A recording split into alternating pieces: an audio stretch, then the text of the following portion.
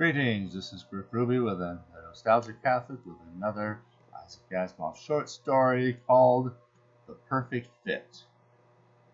And as is the case with the previous story, its only appearance anywhere else is this time in what appears to be some sort of a technology firm's trade journal or something of the sort. An EDN magazine. Anyway, it's whoever heard of anything like that? Again, if you don't collect that sort of thing or have that thing, which probably only people who work for that company or at least invest in it would have even received, let alone bother to keep around, let alone make available to interested folks, because would there be very much of interest in those old things other than maybe an Asimov story? Anyway, fortunately, once again, it got gathered into the winds of change, and we have the story here so we can know what the story was. So, we have a little blurb once again describing the history of how this story came to be written. I'll read it off for you. It says, "These days, more often than not, I am asked to write a science fiction story to fit a particular theme. And then it becomes a matter of pride with me to come through, if the financial side of it is adequately nourishing.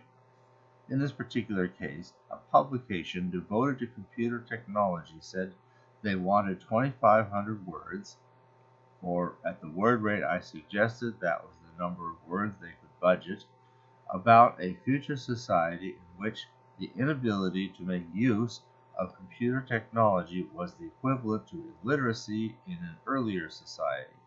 And that is what they got. The story was written in April of 1981. So, yeah, it's about 2,500 words, so it's a little longer than some of these others here, but nothing terribly substantive.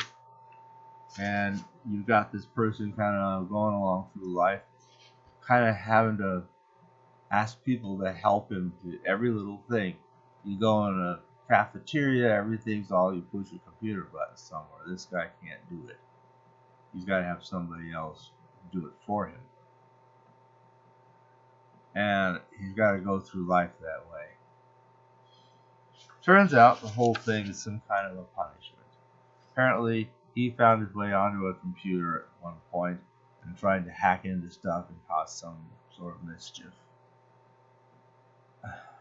I will leave what little it says about what that mischief was as a spoiler that I will kind of keep to myself.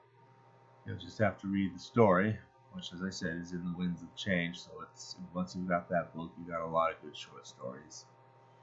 It's there. So, because of that, they found some way to psychologically restructure his mind so that he can't touch anything computerized. And that's kind of it. And then after a year, they'll restructure his mind again so he goes back to normal. But he's got this year, and it's kind of a tough punishment because in a society where everything is computerized and you can't do anything without working with a computer, you're really up a creek without a paddle. I don't know. Seems to me a person should be capable of at least managing some practical job like carpentry or auto repair or gardening, farming, or something where you just do it all with your bare hands and you don't have to mess with a computer. But at some point you have to be paid, and if somebody doesn't operate the computer that cranks out the paychecks, cashes the checks, or whatever else it does, it's apparently the society he lives in doesn't seem to handle money. It just seems to have like a kind of electronic bank credit kind of thing. Not too different from at least what we have today, except fortunately we still also have ordinary cash as an alternative to that.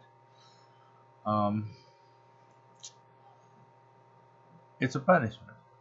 And it kind of reminded me of of a different story they made in a Twilight Zone, where somehow they would, to punish somebody, they would put this weird mark on their forehead that would identify them as somebody who was to be punished and shunned, and everybody would shun that person.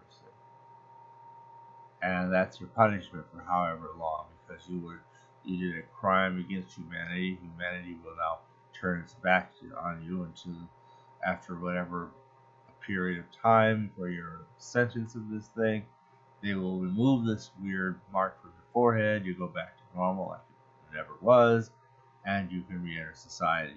So this is kind of the same thing we did with computers, what that story did with society as a whole. And it's called, I will leave this also as what I won't spoil, why the title is a perfect fit. Though probably one might be able to guess. I think that's worth doing. Anyway, it's not a bad story. And that's all. That's all I gotta say about it. Thanks for listening.